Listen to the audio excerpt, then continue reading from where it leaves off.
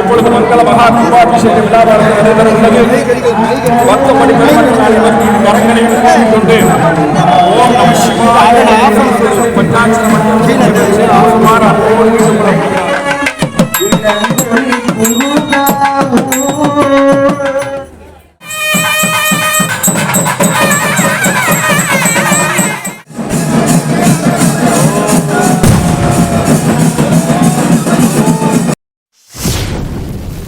Hi friends, நான் உங்கள் அசோக்குமார். நம்ம எங்க வந்திருக்கோம்னா நாமக்கல் மாவட்டம் பரமத்திவேலூர் வட்டம் பொத்தனூரில் அமைந்துள்ள பகுலாமுகி அம்மன் நகரில் அமைந்துள்ள முகி அம்மன் பசுபதீஸ்வரர் ஆலயம் கோயிலுக்கு தான் வந்திருக்கோம். இந்த கோயில் பார்த்தீங்கன்னா இன்னைக்கு கும்பாபிஷேக விழா நடைபெற இருக்கிறது. கோபுர தரிசனம் கோடி புண்ணியன்னு சொல்லுவாங்க. அந்த நிகழ்வு தான் உங்களுக்கு பார்க்க போறீங்க. இந்த வீடியோ முழு வீடியோ ஸ்கிப் பண்ணாம பாருங்க. உங்களுக்கும் அந்த அம்மன் கேட்கட்டும். பக்கமா இருந்து எடுக்க முடியுமா? அவ்வளவு வந்து கும்பத்துல விழுந்த தண்ணி படிச்சு அந்த அளவுக்கு பக்கமா இருந்து எடுத்திருக்கேன். பார்க்கணும்னு தான் அவ்வளோ இதாக பார்த்து எடுத்திருக்கேன். பார்த்து இந்த வீடியோ ஷூட் பண்ணியிருக்கேன். நீங்கள் அனைவரும் பார்த்துட்டு இது பண்ணுங்கள். இந்த கோயில் பார்த்தீங்கன்னா ஒரு அம்மா தனிப்பட்டு அவங்க ஃபேமிலி மட்டும் கட்டியிருக்காங்க. சூப்பராக பண்ணியிருக்காங்க. ஒரு தனிப்பட்ட ஆள் இவ்வளோ சூப்பராக ஒரு கோயில் கட்ட முடியுமா அப்படிங்கிறத சாதிச்சு கட்டியிருக்காங்க. இந்த கோயில் பார்த்தீங்கன்னாவே தெரியும், அவ்வளோ பிரம்மாண்டமாக இருக்குது. நாமக்கல் டிஸ்ட்ரிக்ட் பார்த்தீங்கன்னா இந்த மாதிரி ஒரு கோயில் எங்கேயுமே இல்லை. பகுலாமுகி அம்மன்ங்கிறது இல்லை.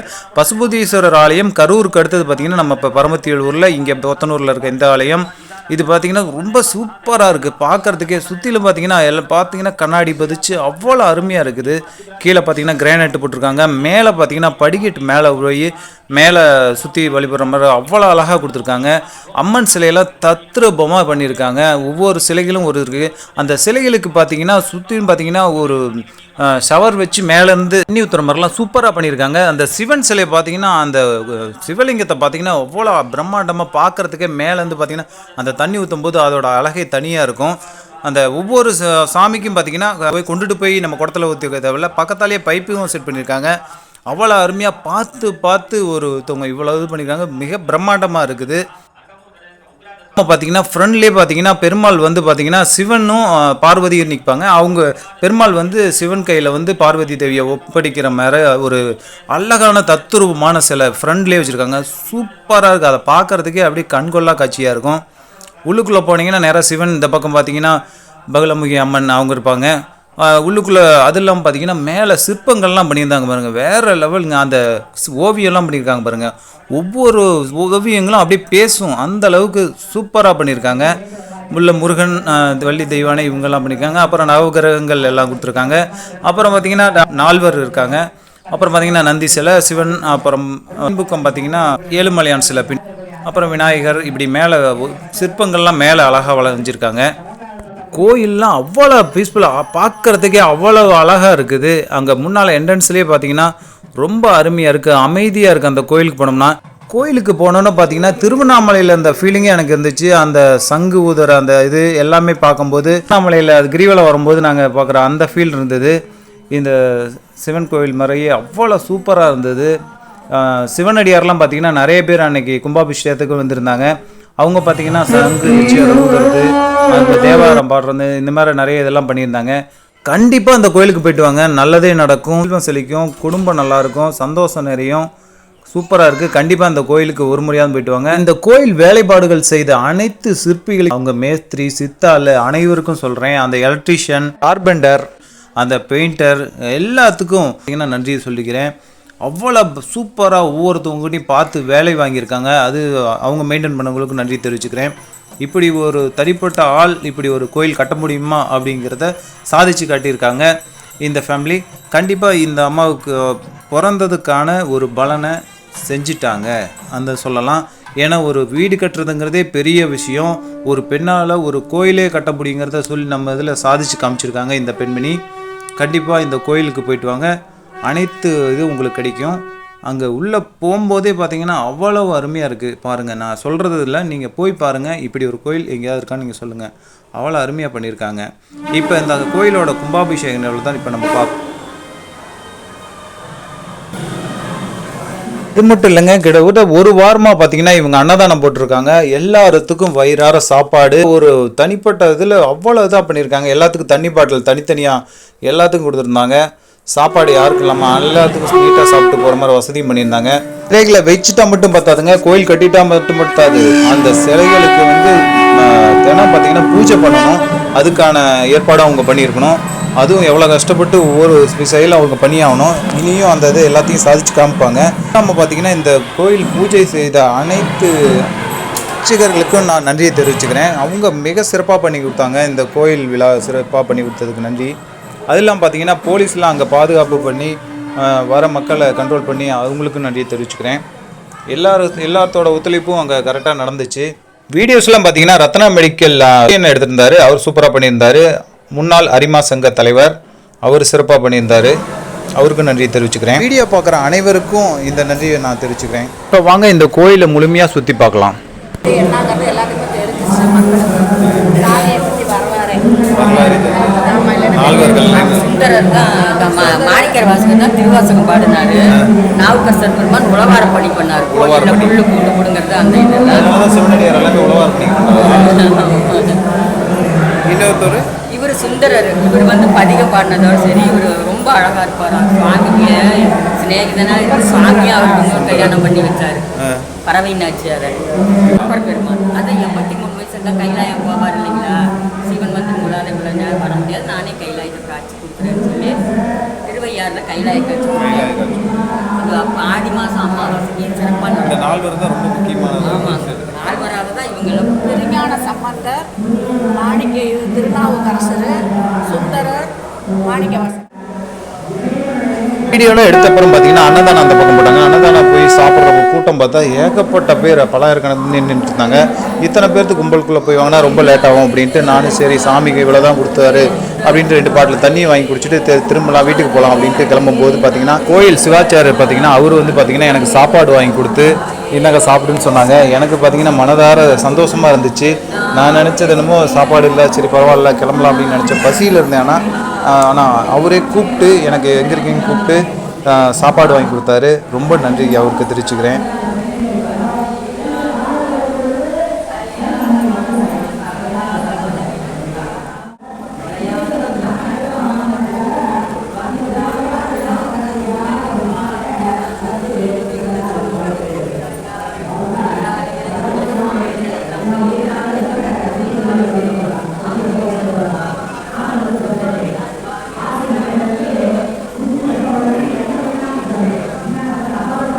சனீஸ்வரங்களா?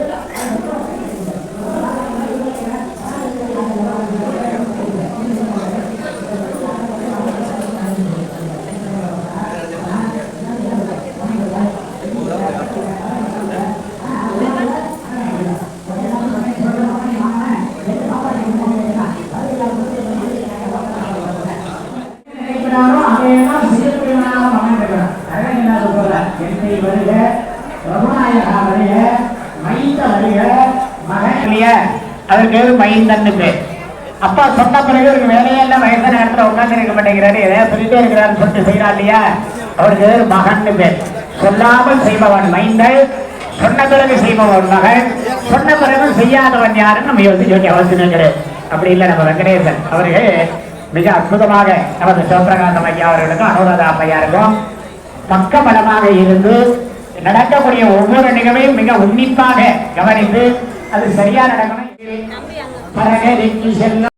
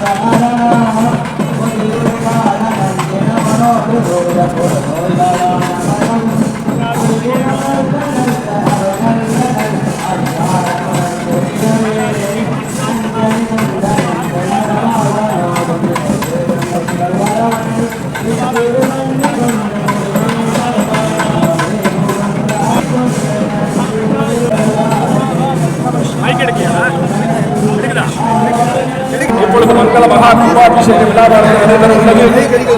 பக்தமணி பெருமக்கள் மத்தியில் கரங்களை கொண்டு ஓம் நம சிவாய பஞ்சாட்சர மந்திரத்தை ஆகுமாறு அன்போடு கேட்டுக்கொள்ளப்படுகிறார். சிவாய நம ஓம் சிவாய நம ஓம் ஹர ஹர சங்கர ஜய ஜய சங்கர சிவாய நம ஓம் சிவ சங்கர சிவ சிவ சங்கர ஹர ஹர சங்கர ஹர ஹர சங்கர बदलाम के विकास नागर बदलाम के स्मृदाय विशेष संतोष स्वस्ति स्मृदा मधुजीव स्वाम प्रदाश दारिद्र्य धन्या सर्वो भगा वंदन वंदन नमस्कार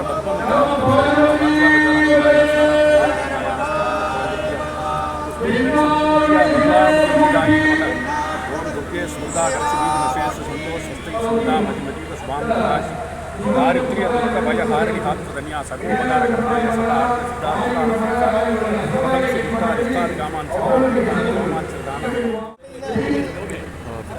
மைவளம் சுரக்க மன்னன் பொன்முறை அரசு செய்த புரிதலாதி உயிர்கள் வாழ்க நான்மறை அறங்கள் ஓங்க கைத்தவம் வேள்வி மல்க நெல்லை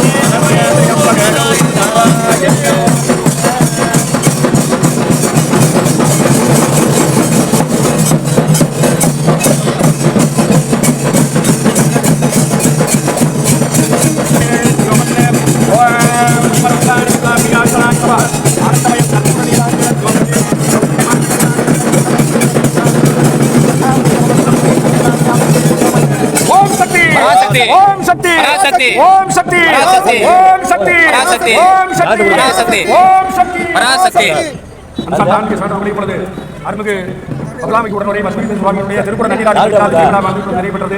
இதைத் தொடர்ந்து மூலாலயத்தில் இருக்கக்கூடிய உள்ளே கோவிலுக்குள்ளே இருக்கக்கூடிய அனைத்து சாமிகளுக்கும் இப்பொழுது கும்பாபிஷேகம் விழா நடைபெறுகிறது. பக்தர்கள் இருந்த இடத்திலிருந்து நின்று தரிசனம் செய்யுமாறு அன்போடு கேட்டுக் கொள்ளப்படுகிறார்கள்.